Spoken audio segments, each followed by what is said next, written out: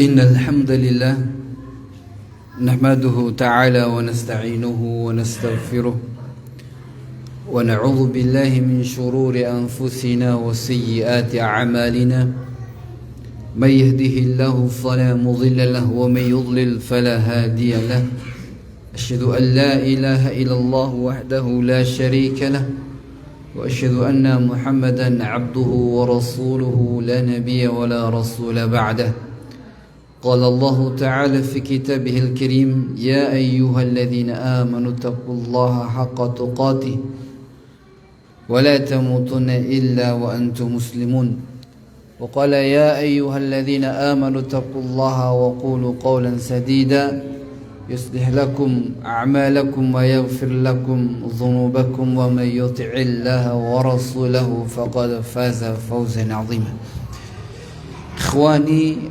akhwati azani Allah wa iyyakum. Tidak bosan kita terus nantiasa bersyukur kepada Allah Subhanahu wa taala atas nikmat yang telah Allah Subhanahu wa taala berikan pada kita semua. Di antara nikmat yang paling besar adalah nikmat al-hidayah, taufik. Kita dimudahkan, senantiasa digerakkan untuk senantiasa talabul ilmi. Karena dengan talabul ilmi itu salah satu di antara jalan yang menjadikan kita mudah untuk istiqamah.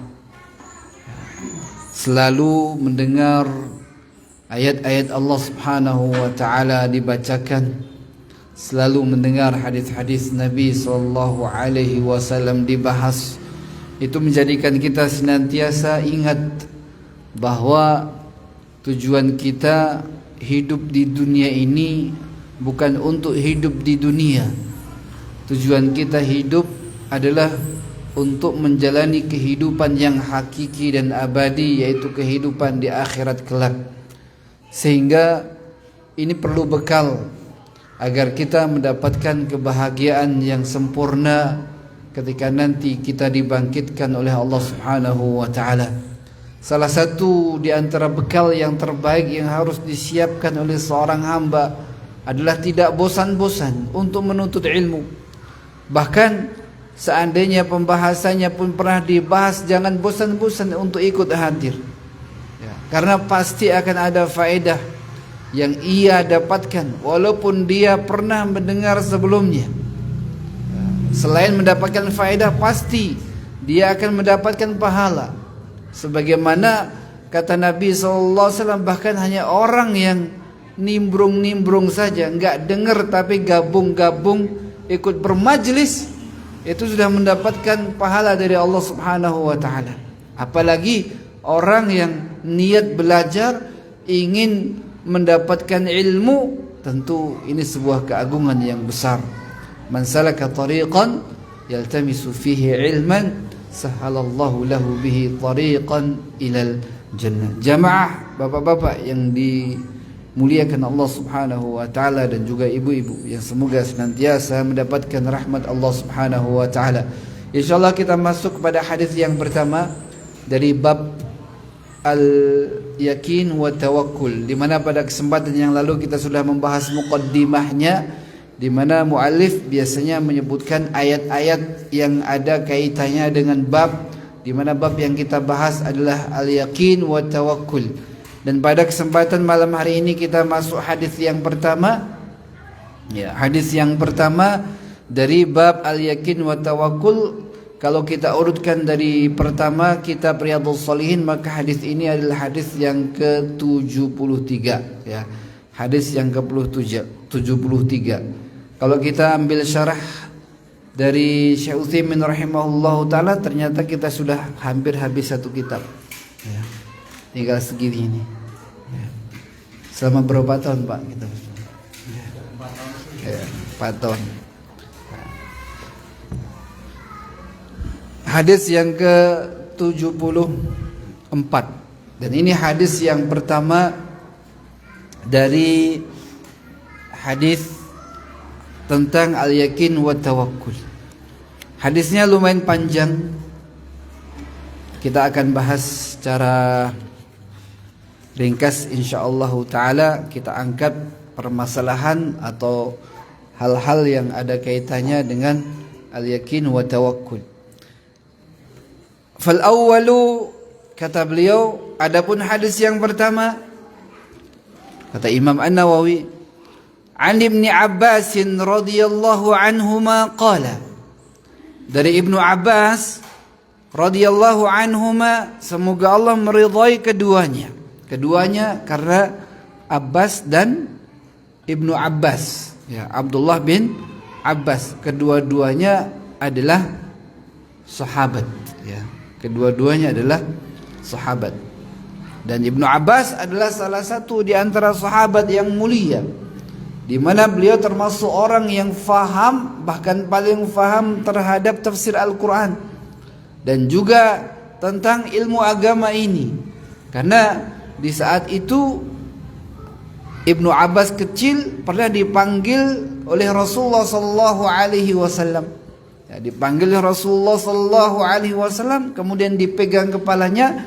Kemudian Ibnu Abbas ketika Rasul memegang kepalanya, Rasul berdoa untuknya, Allahumma faqihhu fid din wa 'allimhu at-ta'wil.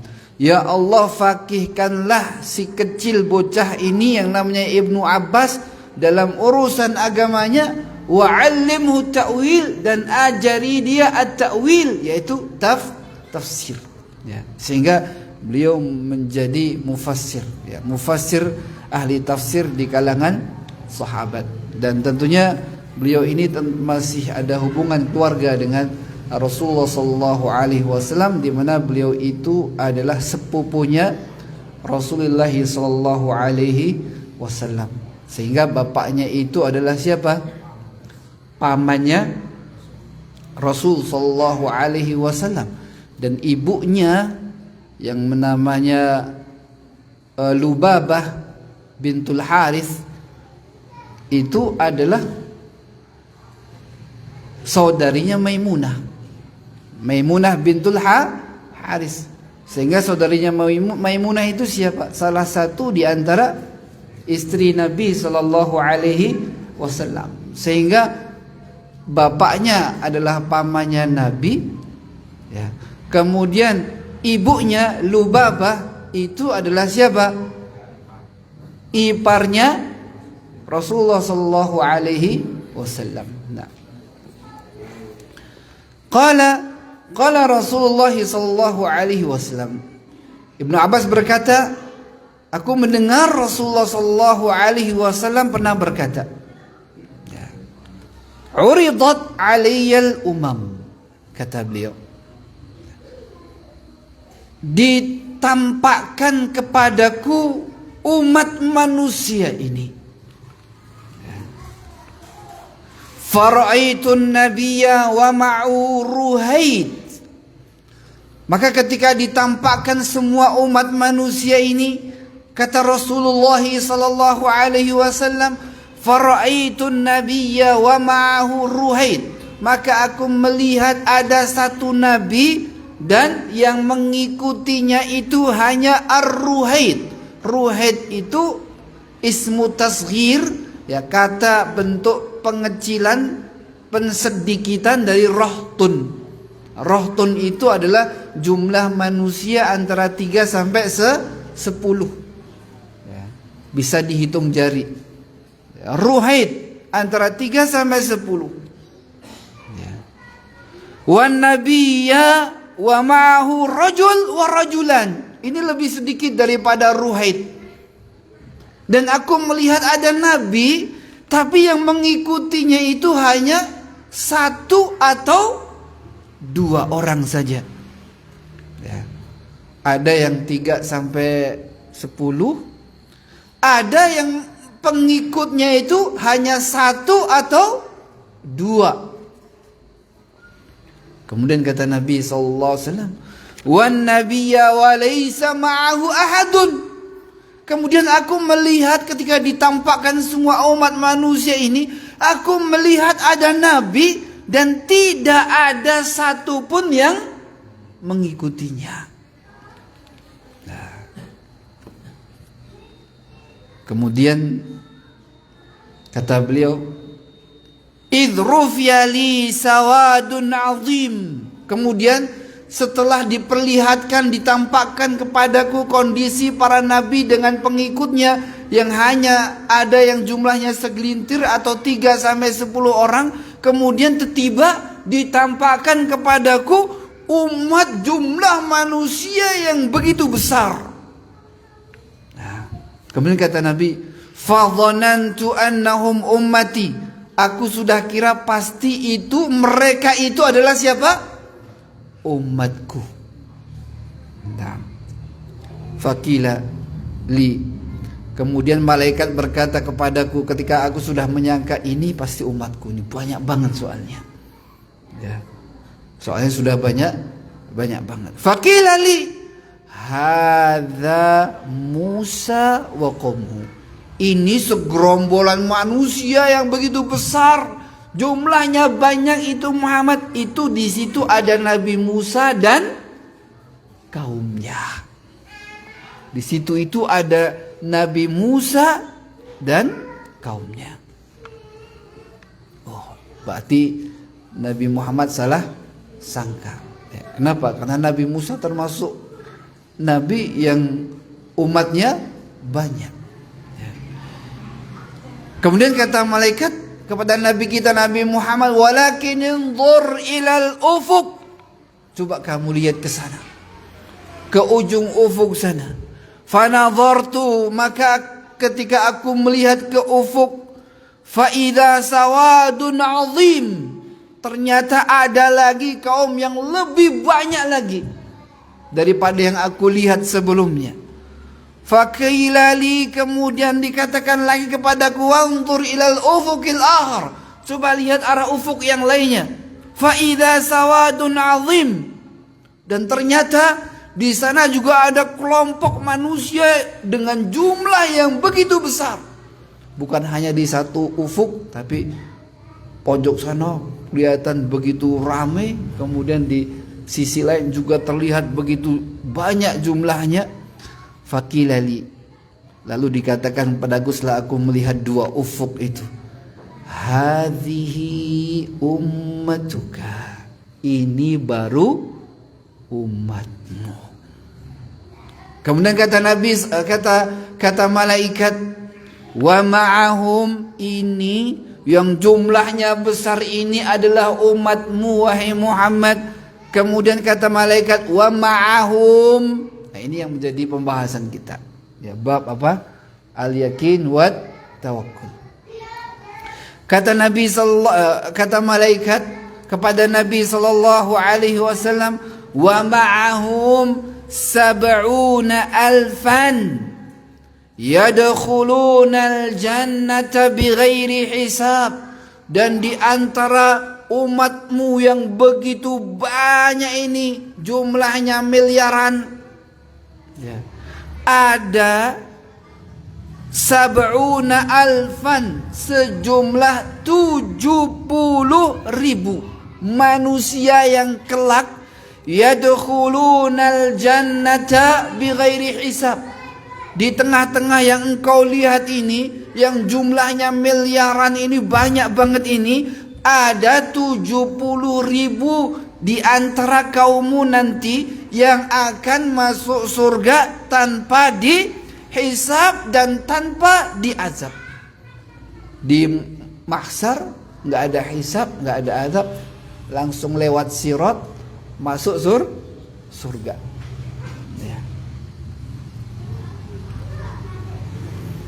Kemudian setelah Rasulullah menceritakan ini kepada Ibnu Abbas dan setelah itu juga pada para sahabatnya, fanahadha, kemudian Rasulullah bangkit. Bangkit berarti sebelumnya duduk-duduk bersama Ibnu Abbas dan yang lainnya, menceritakan apa yang telah dilihat oleh Nabi SAW. Begitu Rasulullah mengatakan bahwa ada 70,000 manusia dari jumlah umatnya itu akan masuk surga tanpa hisab, tanpa azab.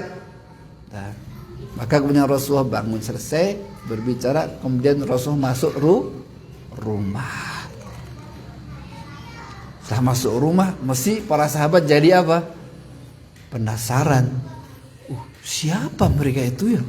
Dan Rasulullah sudah masuk. Ya. Rasulullah sudah masuk. Kemudian mereka saling ngobrol antara mereka, saling menduga-duga. Ternyata nanti ada, kata Nabi, 70.000 umatnya yang akan masuk surga tanpa hisab, tanpa azab. Itu sudah, Masya Allah, langsung itu sudah luar biasa orang bisa masuk surga tanpa hisab. Ya. Kita dihisab, apalagi kok hisabnya itu sampai detail, itu sudah binasa. Ya, sudah binasa. Ini tanpa dihisab, tanpa dihitung apa-apa. Nah, langsung dimasukkan surga sesuai dengan derajat amalannya seberapa. Nah, Allah sudah melewatkan itu. Ya. Jadi dia langsung bypass, ya, tanpa mulai proses sebagaimana layaknya seluruh manusia. Kemudian para sahabat saling menduga-duga, dan Rasulullah sudah masuk. Fala'allahum alladzina wulidu fil Islam. Jangan-jangan 70.000 ini adalah orang-orang pengikutnya Nabi sallallahu alaihi wasallam yang dari lahir sudah Islam. Ini antum-antum semua, kita-kita semua ini. Kalau sahabat malah rata-rata lahirnya enggak apa? Enggak Islam. Kebanyakan mereka sudah kafir dulu, sudah nyembah berhala, kemudian apa? Baru Islam. Ya. Kalau antum lahir sudah apa? Sudah Islam, Masya Allah. Kemudian mereka saling menduga-duga. Kata mereka, fala'allahum alladzina wulidu fil Islam. Mungkin mereka itu yang masuk surga tanpa hisab, tanpa azab adalah orang-orang Islam yang dari lahir sudah Islam, gak pernah menyekutukan Allah dari sejak lahir. Lam yusyriku billahi syai'an, karena mereka sama sekali dalam hidupnya tidak pernah menyekutukan Allah.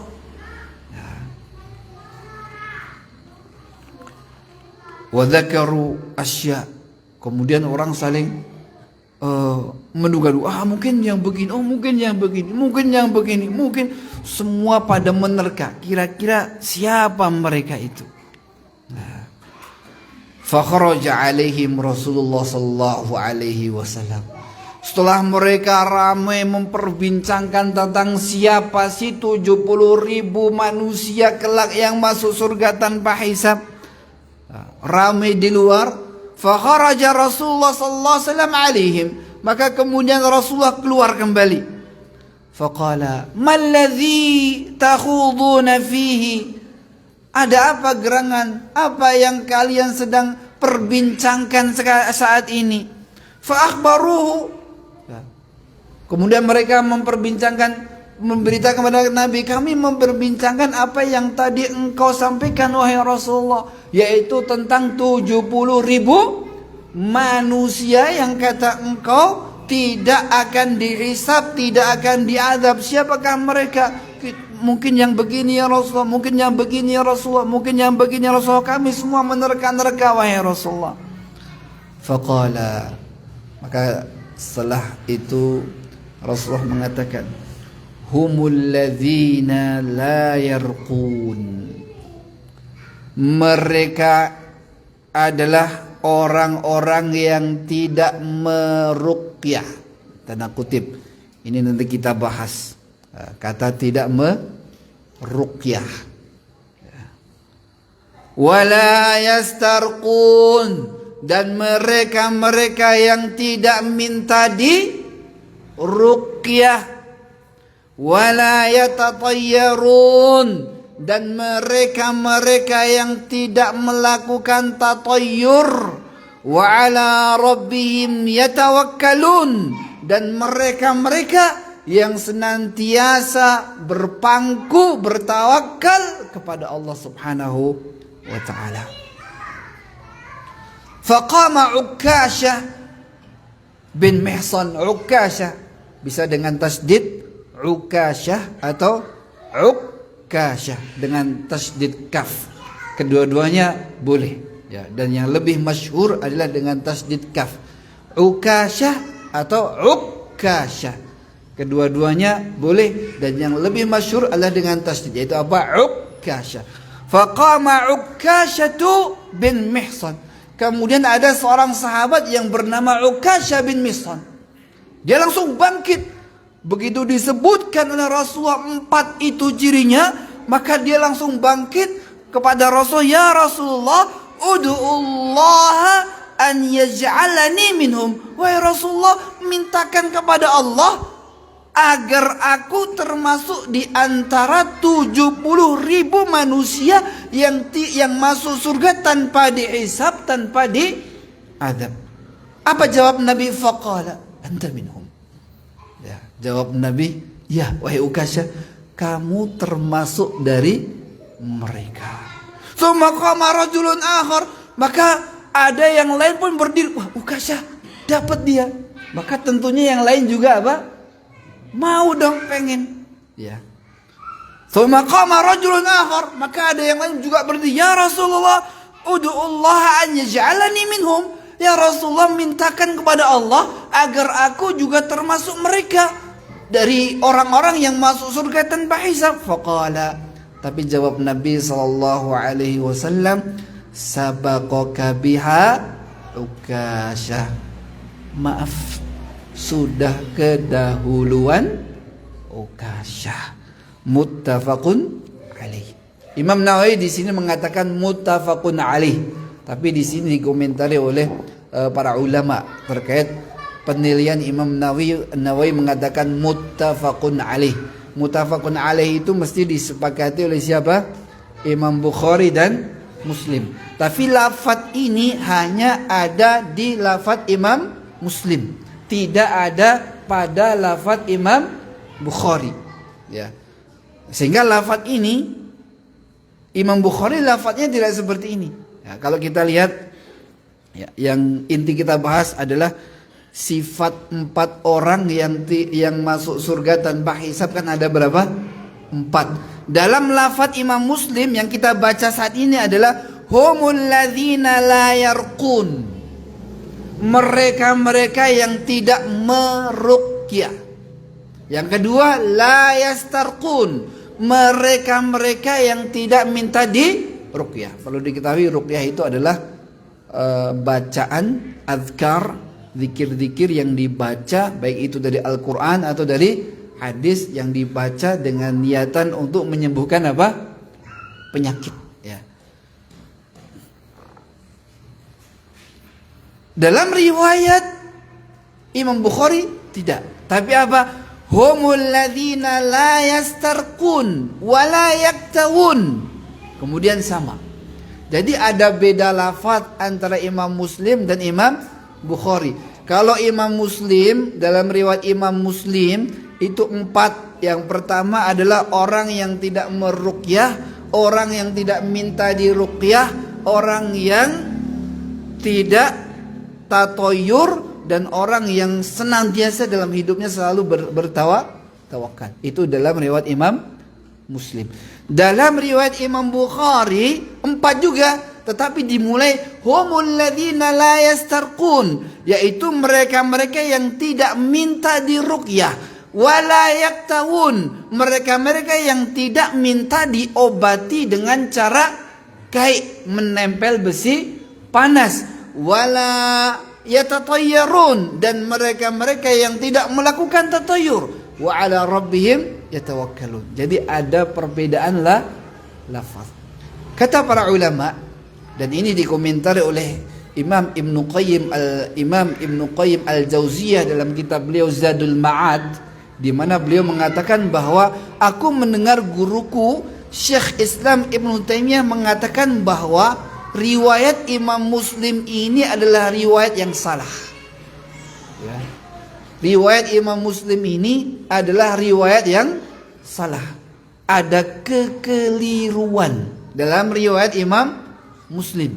Kenapa? Karena menyelisihi riwayat yang lebih thiqah, yaitu riwayatnya Imam Bukhari. Sehingga dikatakan bahwa riwayat ini adalah syadz. Syadz itu riwayat lain yang aneh menyelisih riwayat para perawi yang lebih lebih kuat, sehingga dipastikan bahwa kata la yarqun ini tidak tepat, salah, ada kesalahan di sini, ya.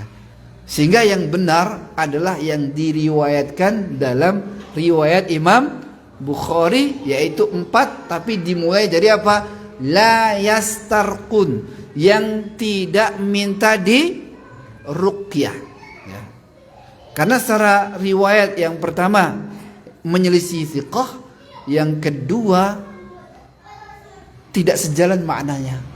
Kalau kita mengatakan la yarqun, orang-orang yang tidak meruqyah, apa hubungannya dengan ketawakalan? Meruqyah, kalau orang meruqyah apakah tidak sempurna tawakalnya? Tidak ada. Tapi kalau orang minta diruqyah, orang minta di sembuhkan dengan itu ada hubungannya dengan apa? Ketawakalan. Ya. Wa ala rabbihim yatawakkalun wa la yatatayyarun, semuanya ada hubungannya dengan apa? Ketawakalan. Ya. Tapi kalau meruqyah itu baik. Min babil ihsan. Meruqyah itu termasuk dari perbuatan baik yang dilakukan orang kepada orang lain, yaitu saling tolong menolong. Meruqyah, ada orang sakit diruqyah, orang diruqyah, orang meruqyah, masa dia membantu orang lain malah masuk ancaman apa? Tidak masuk surga tanpa hisab, keluar dari kategori ini. Nah, sehingga apa? Dari pertama riwayat ini tidak tepat, yang kedua dari segi makna juga tidak tepat, menyelisih dari bab yang diangkat oleh Rasulullah Sallallahu Alaihi Wasallam. Maka di sini para ulama memastikan bahwa riwayat Imam Muslim ini syadz, ya, tidak tepat. Yang tepat adalah riwayatnya Imam Bukhari. Baik, kita bahas satu persatu dari faedah-faedah yang kita bahas, dari hadis yang kita bahas pada kesempatan malam hari ini. Jamaah yang dimuliakan Allah Subhanahu wa taala, ketika Rasulullah ditampakkan seluruh umat kepada beliau melihat banyak manusia dan banyak nabi dengan kondisi yang berbeda-beda. Ya. Ada nabi yang lama berdakwah, tapi yang mentaati, yang mengikuti dakwahnya hanya segelintir orang, hanya 9 orang, ada yang 10 orang, ada yang 8 orang. Ada pula yang lama berdakwah, tapi yang mengikuti hanya 1 atau 2 orang. Bahkan ada nabi-nabi yang lama berdakwah, gak ada satupun yang ngikut. Maka yang pertama, kebenaran itu tidak bisa dijadikan ukurannya banyaknya pengikut. Itu yang jadi faedah yang pertama. Tidak bisa kita mengambil barometer kebenaran itu adalah kalau banyak yang ikut berarti benar. Kalau nggak ada yang ngikut berarti ajarnya itu salah. Tidak. Ya. Begitu pula seorang dai tidak dikatakan gagal atau berhasil dengan apa? Jumlah pengikutnya. Oh, Ustadz Fulan sekali datang yang hadir bisa ribuan, masjid nggak muat, harus di lapangan. Bukan itu barometer apa? Kesuksesan. Kalau Ustadz Fulan dakwah di kampung yang ikut bertahun-tahun cuma berapa? Paling banyak 10 orang, di pelosok-pelosok 10 orang, sampai tua-tua yang ikut cuma 10 orang. Itu ustadznya kurang apa? Berhasil. Bukan itu patokan keberhasilan. Ya. Kenapa? Karena semua sudah melakukan apa? Tugasnya. Makanya di sini ada nabi yang bertahun-tahun berdakwah, yang ikuti hanya 1. Apakah disalahkan Allah? Tidak. Bahkan ada nabi yang berdakwah berkali-kali, tidak ada satupun yang mau ikut. Apakah Allah akan mengatakan, gimana sih dakwah kau? Dari dulu udah hidup ratusan tahun, tapi nggak ada orang yang bertauhid di zamanmu, nggak ada orang yang mau mendengarkanmu. Ya, nggak disalahkan. Ya. Maka kalau kita lihat di antaranya yang dikatakan Allah Subhanahu wa taala, bagaimana kisah Nuh alaihi salam. Ya. Wa ma amana ma'ahu illa qalil. Kata Allah Subhanahu wa taala menceritakan Nabi Nuh, dan tidak ada yang beriman bersama Nabi Nuh itu kecuali hanya sedikit. Bahkan Nabi Nuh itu sudah mendakwahi mereka hampir 1000 tahun. Apa kata Nabi Nuh alaihissalam? Sudah berusaha menyampaikan sebagaimana Allah Subhanahu wa taala kisahkan dalam surat Nuh, wa inni kullama da'awtuhum litaghfira lahum ja'alu asabi'ahum fi adhanihim wastaghshaw thiyabahum wa asarru wastakbarus istikbara. Aku sudah lama berdakwah, dan setiap aku menyeru mereka kepada kebenaran agar mereka mendapatkan ampunan dari Allah Subhanahu wa taala, yang mereka lakukan ja'alu asabi'ahum fi adhanihim. Setiap aku mau ngomong, mereka langsung apa? Tutup. Enggak mau dengar Nuh ngomong. Ya. Wastaghshaw thiyabahum, bahkan enggak cukup itu. Kemulan. Pakaian-pakaian mereka dibuat apa? Kudung. Biar enggak dengar, biar enggak lihat. Mau ngajak, stop. Enggak mau ngomong, tutupin matanya, tutupin telinganya, pakai bajunya. Segitu antinya. Dan Nabi Nuh alaihissalam sudah berdakwah. Hasilnya Allah Subhanahu wa taala, wa asarru wastakbaru istikbara. Tetapi mereka terus bersikuku di atas apa? Kekafirannya, di atas kesyirikan mereka. Bahkan mereka sombong dan congkak. Nah, maka ini faedah yang pertama, ya, bahwa kebenaran itu tidak diukur dengan jumlahnya pengikutnya. Begitu pula suksesnya dakwah seorang dai ataupun seorang ustadz tidak dinilai dari apa? Jumlahnya jamaah. Bisa jadi ada nabi yang pengikutnya satu, tetapi di mata Allah, oh, nabi ini atau ustadz ini adalah ustadz yang apa? Derajatnya tinggi. Kenapa? Karena sudah berusaha.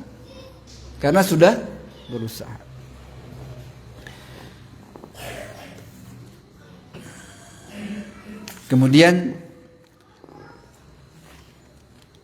ketika beliau mengatakan Rufi Ali, kemudian ditampakkan kepadaku manusia atau kelompok manusia yang jumlahnya banyak, dan ternyata itu siapa? Nabi Musa. Dari sini menunjukkan bahwa di antara para nabi yang pengikutnya banyak itu Nabi Musa. Nah, dan sampai saat ini mereka masih punya pengikut, walaupun saat ini mereka sudah lagi tidak disebut dengan pengikut Nabi Musa yang sebenarnya. Kenapa?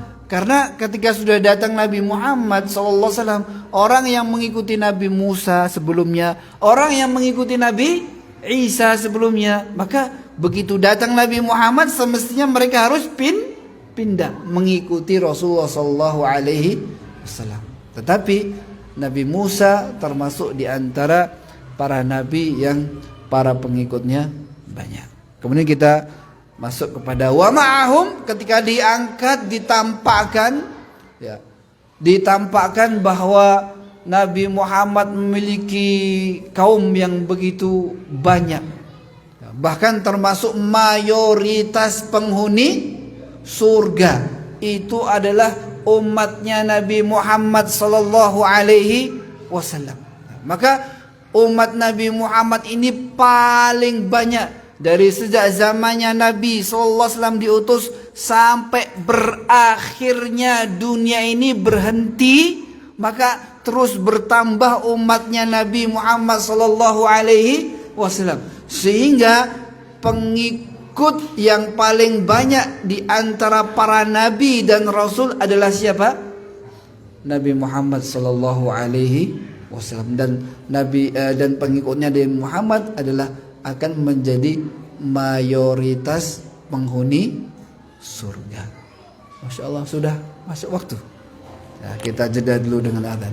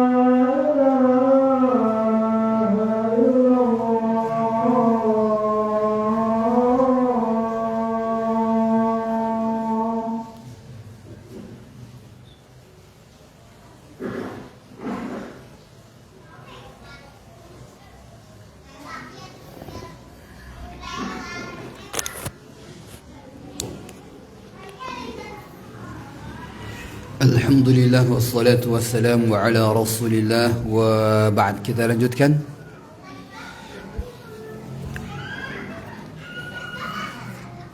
Dalam lafaz wa ma'ahum sab'una alfan, ketika ditampakkan pada Nabi bahwa umatnya itu adalah umat yang mayoritas, umat yang paling banyak daripada umat-umat yang lainnya. Kemudian Nabi menceritakan, dan di antara umatku itu ada 70.000 manusia. Yadkhulunal jannah, yang kelak mereka masuk surga tanpa dihisab, tanpa diadab. Tanpa hisab, tanpa diadab. Jumlahnya berapa? 70.000. Antum semua mau? Ibu-ibu mau di atas, Bu? Mau. Dihisab dengan hisab yang mudah saja mau, apalagi tanpa hisab. Karena hisab yang mudah itu, faman utiya kitabahu biyamini fasawfa yuhasabu hisaban yasira wa yanqalibu ila ahlihi masrura. Itu hisab yang mudah. Barang siapa yang diberikan catatan amalnya dari sebelah kanan, maka hisabnya itu adalah hisab yang mudah. Ketika hisabnya mudah itu, setelah dihisab Allah, yang qalibu ila ahlihi masrura, pulang ketemu keluarganya kembali. Kalau istri bertemu suaminya lapor, sumringah, masrura, dalam kondisi apa? Bahagia. Apalagi tanpa hisab, tentunya mau sekali. Makanya Ukasyah bin Mihsan saat itu begitu ada seperti itu, dia langsung apa? Ya Rasul, aku mau, ya Rasulullah. Kata Rasul, ya, kamu sudah termasuk di antara mereka itu. Ya. Menurut antum, kalau Abu Bakar masuk nggak, Pak? Nah, tadi kan Ukasyah masuk. Kalau Abu Bakar masuk nggak? Hah? Masuk. Kalau Umar masuk. Utsman masuk. Ali, sahabat yang lainnya, 10 orang yang masuk surga. Hah? Ada 10 orang yang dijanjikan masuk surga, disebutkan namanya, masuk. Sahabat-sahabat yang lainnya, kira-kira jumlah mereka berapa? Jumlah mereka sebagaimana disebutkan oleh sebagian ulama, di antaranya oleh Imam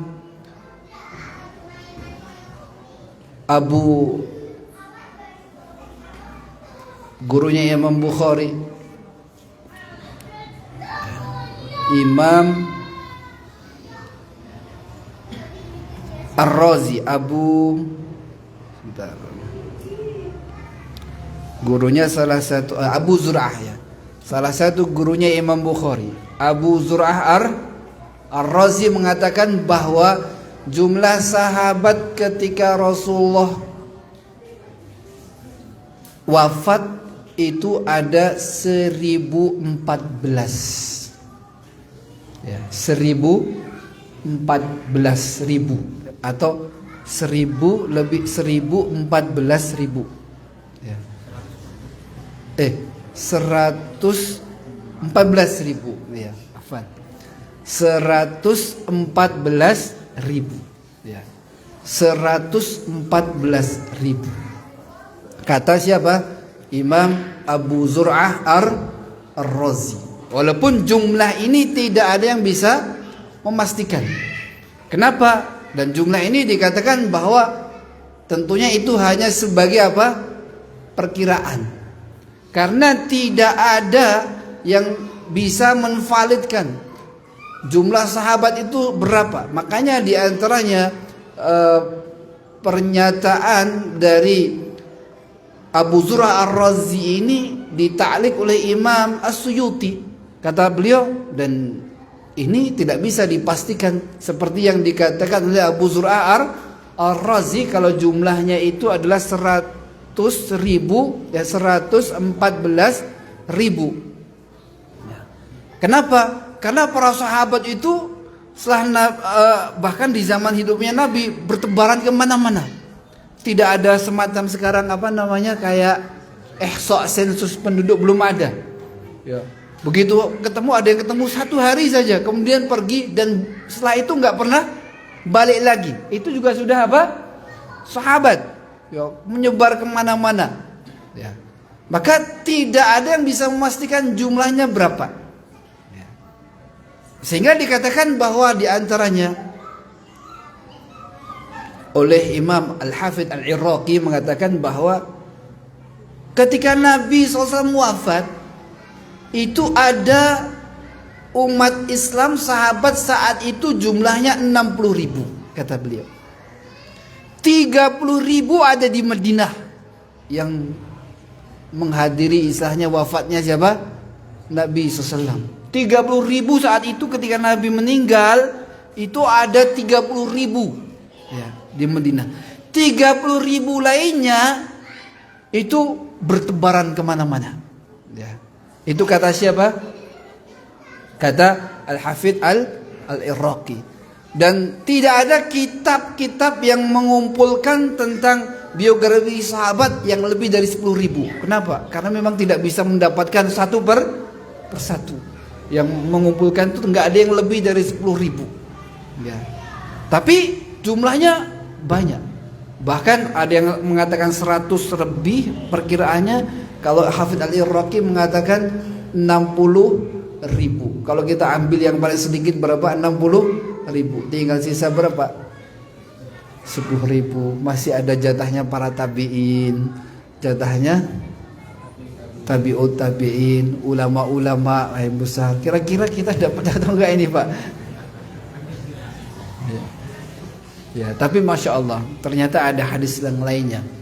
Dan hadis ini adalah hadis yang sahih juga dalam riwayat yang lainnya. Dalam riwayat yang lainnya dikatakan apa? Wa ma'a kulli wahidin minas sab'in alf sab'ina alfan aydan. Ini yang menjadi harapan kita. Kata Nabi dalam hadis yang lainnya, dalam riwayat yang lainnya, akan ada 70.000 manusia di antara umatku itu yang kelak masuk surga tanpa hisab, tanpa azab. Dan setiap satu dari 70.000 itu masing-masing membawa 70.000 teman lainnya untuk masuk surga tanpa hisab, tanpa azab. 70.000 kali 70.000 4,9 juta apa miliar?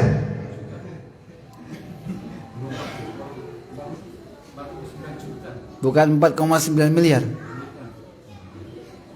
Coba dihitung nolnya berapa? 70.000 kali 70.000. 4,9 miliar. Apa 49 juta? 4,9 miliar. Ya. Kantun nggak Pak kira-kira Pak? Semoga ini yang menjadi harapan ya, yang menjadi harapan kita. Kalau orang Indonesia umat Islamnya, kalau penduduknya berapa sekarang Pak? 200 juta kurang lebih ya, yang hidup sekarang tapi Pak ya, yang sudah mati ya Allah alam. Ya.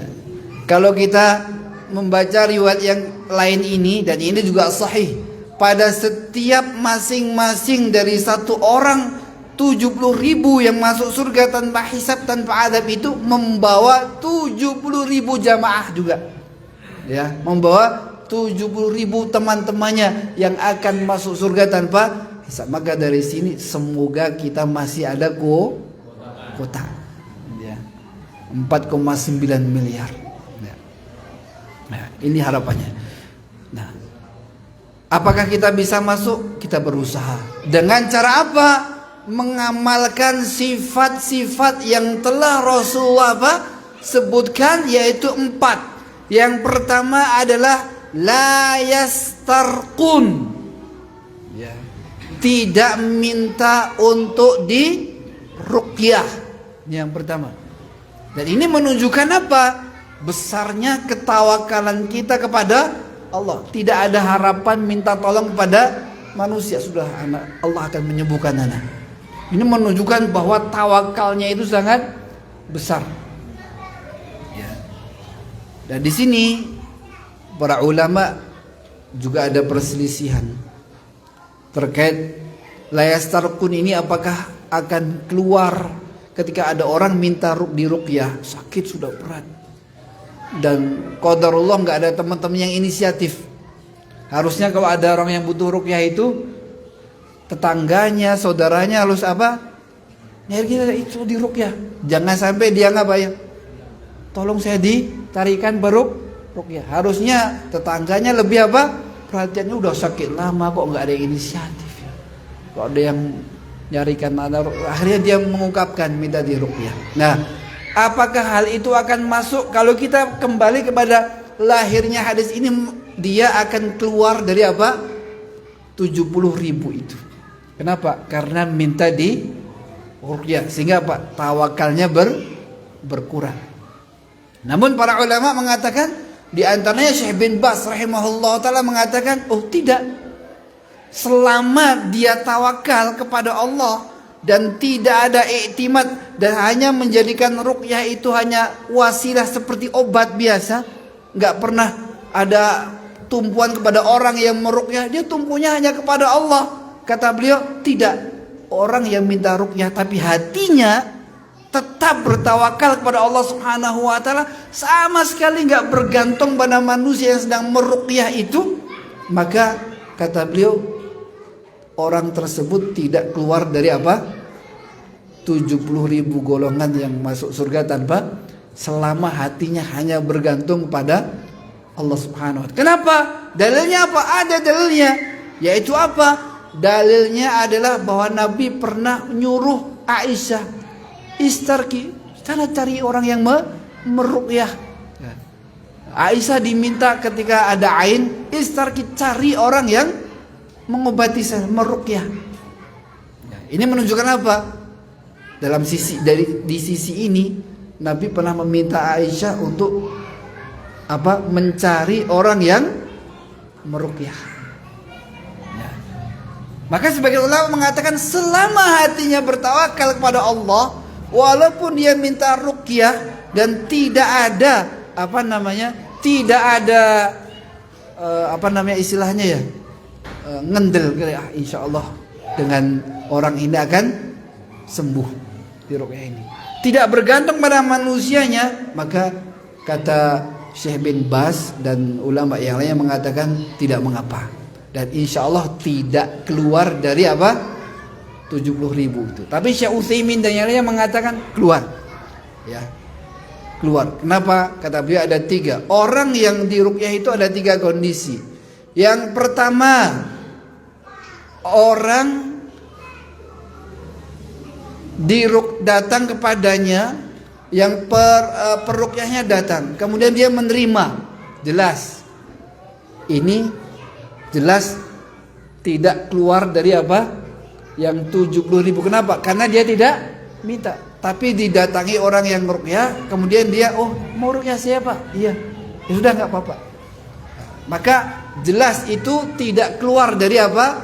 70.000. Kenapa? Karena dia tidak minta, hanya ada orang yang datang menawari untuk meruqyah. Maka tidak keluar. Orang yang kedua datang peruqyah, kemudian oh enggak, saya nggak mau diruqyah. Nah, itu kebodohan. Ya. Kenapa?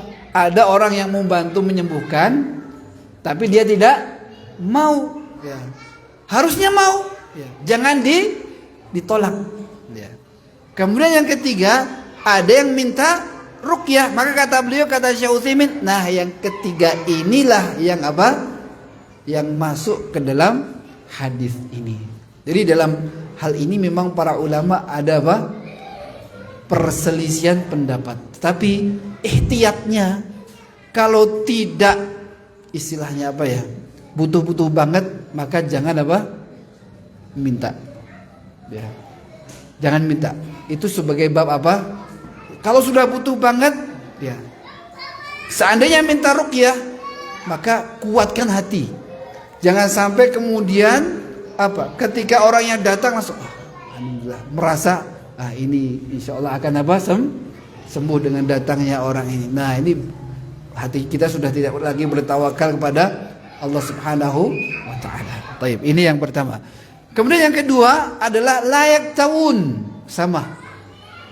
Layak tahun. Tidak minta untuk diobati dengan cara ditempelkan besi panas. Ya.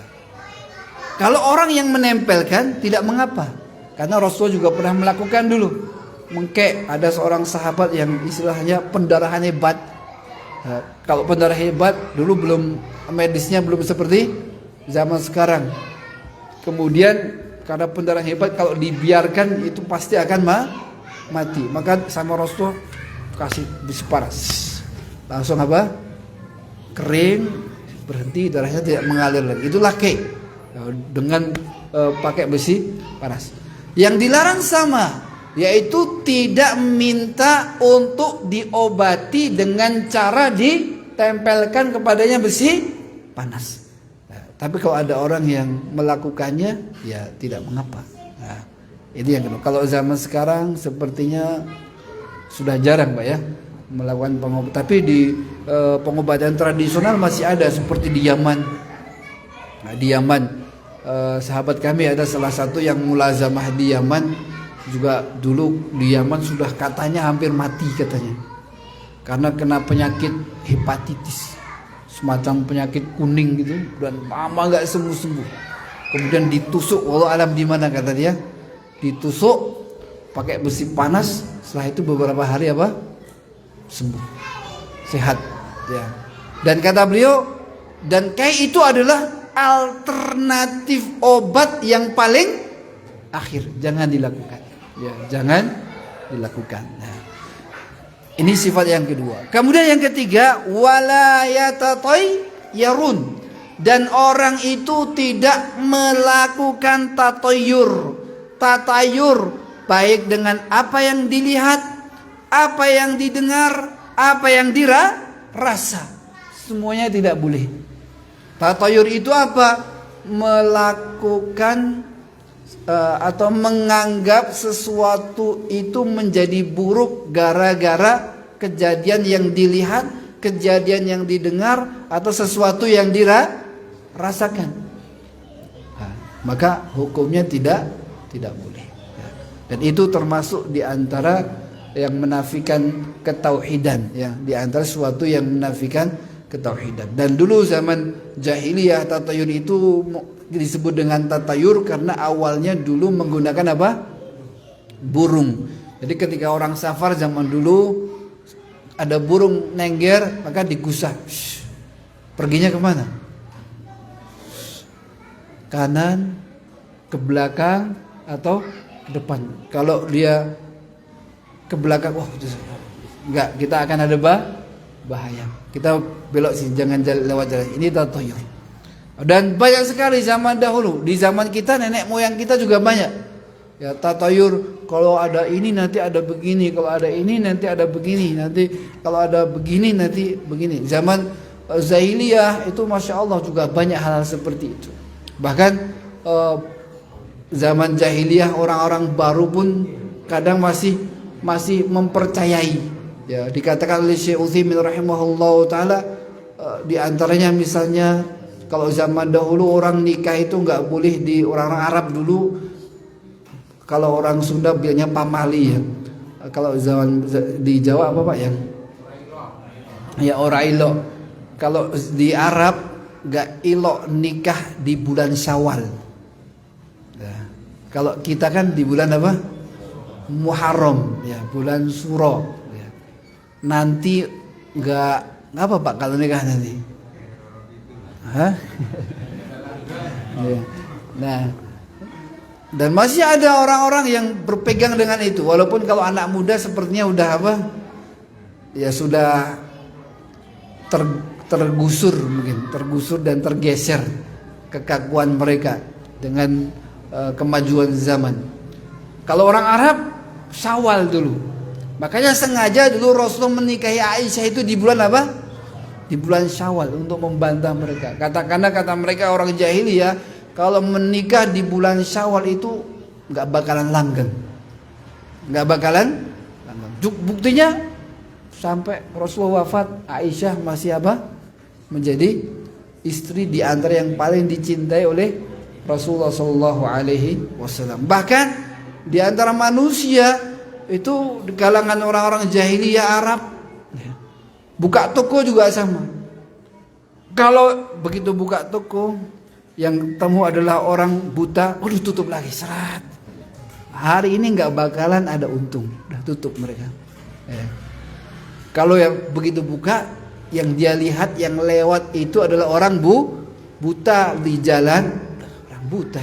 Udah, mereka hari itu nggak kerja. Kenapa? Yakin mereka kalau kerja sama aja. Kenapa? Sudah nggak bakalan ada orang yang mending tutup. Ya, itu keyakinan mereka. Dan ini termasuk jenis apa? Tatayyur. Dan apa? Kemudian yang terakhir, wa ala rabbihim yatawakkalun. Dan sifat mereka itu orang-orang yang masuk surga tanpa hisab adalah orang-orang yang senantiasa tawakal kepada Allah Subhanahu wa taala. Dan sudah kita sebutkan definisi apa? Tawakal. Sidqul i'timad 'ala Allah taala, betul-betul tulus kita serahkan segala urusan kita kepada Allah Subhanahu wa taala. Kemudian setelah itu Ukasyah langsung mengatakan kepada Nabi, "Ya Rasulullah, jadikanlah aku termasuk di antara golongan itu." Kata Rasulullah, "Iya Ukasyah, kamu termasuk dari mereka." Rasulullah jawab Ukasyah. Ini menunjukkan kemuliaan siapa? Ukasyah bin Mihsan. Ini termasuk yang disabdakan Nabi secara lisan, ya kamu termasuk dari mereka. Kemudian ada orang yang masuk lagi, ya, datang lagi, "Ya Rasulullah, aku juga dong. Jadikan aku, mintakan kepada Allah agar aku nanti masuk surga tanpa hisab, tanpa azab." Apa jawab Rasulullah? "Sabaqaka biha Ukasa." Maaf, sudah kedahuluan siapa? Ukasyah. Inilah metode Nabi Shallallahu Alaihi Wasallam dalam menolak, ya, dalam menolak. Dan wallahu alam, gak ada yang tahu siapakah orang itu. Ya. Makanya para ulama mengatakan, kenapa Rasulullah mengatakan sabaqaka biha Ukasyah? Ada dua kemungkinan. Kemungkinan pertama, orang itu adalah orang munafik. Dan Rasulullah tahunya orang munafik. Tapi oh enggak, kamu munafik, kamu di neraka. Enggak mungkin Rasulullah bilang begitu. Ya. Kenapa? Karena dia sudah syahadat. Tapi Rasulullah mengatakan sabaqaka biha Ukasyah sebagai cara menolak dengan lembut. Ya. Itu yang pertama. Ada kemungkinan orang munafik. Ada kemungkinan bukan orang munafik juga. Dia adalah sahabat, asli sahabat. Tapi kenapa Rasul tidak katakan, "Oh ya, kamu juga termasuk"? Kenapa? Sebagai bentuk Nabi menghentikan apa? Permintaan yang tidak mungkin ada habisnya. Kenapa? Kalau dibuka lagi pasti berikutnya lagi sampai semua nggak akan ada habisnya. Maka inilah diantara cara Nabi dengan halus menolak sesuatu yang beliau tidak berikan. Ya. Bisa jadi karena dia tidak berhak, atau bisa jadi dia berhak cuma demi kemaslahatan tidak diberikan. Kemudian yang terakhir, jamaah yang dimuliakan Allah Subhanahu wa taala, dalam hadis ini juga ada satu pelajaran. Di antaranya apa? Kalau orang zaman sekarang itu, kalau orang yang mengikuti dunia pendidikan misalnya, cara belajar yang terbaru zaman sekarang era ini adalah di antaranya PBL, ya. PBL, project PBL, problem based learning. Ya, kalau PJBL project, ya kan, PBL berarti problem based learning. Ya, belajar dengan basic masalah. Ya, ini yang paling ngetren zaman sekarang. Ini, ya, belajar itu adalah dengan melontarkan masalah kepada siswa untuk dipecahkan. Ternyata itu sudah dipraktekkan siapa? Nabi. Rasul mengatakan ini akan ada ditinggal. Supaya apa? Supaya pada berdiskusi, mungkin yang begini, mungkin yang begini, mungkin yang begini. Nah, itulah cara menghidupkan orang berdiskusi. Dan itu sudah dipraktekkan kalau zaman sekarang disebut apa? Problem based learning, ya. Belajar dengan basic apa? Ada masalah yang ditinggalkan untuk didiskusikan bagaimana pemecahannya. Nah, ternyata pendidikan itu, ya, walaupun ditemukan zaman sekarang, kalau kita lihat zaman dahulu kebanyakan sudah apa? Sudah dipraktekkan, ya, sudah dilakukan. Wallahu taala alam bisawab. Ini yang kita sampaikan pada kesempatan malam hari ini. Semoga bermanfaat, dan kurang lebihnya kami mohon kepada antum semua maaf dan beristighfar kepada Allah Subhanahu wa taala dari segala kekurangan dan kesalahan. Kita tutup dengan doa kafaratul majlis. Subhanakallahumma wa bihamdika asyhadu an la ilaha illa anta astaghfiruka wa atubu ilaik. Assalamualaikum warahmatullahi wabarakatuh.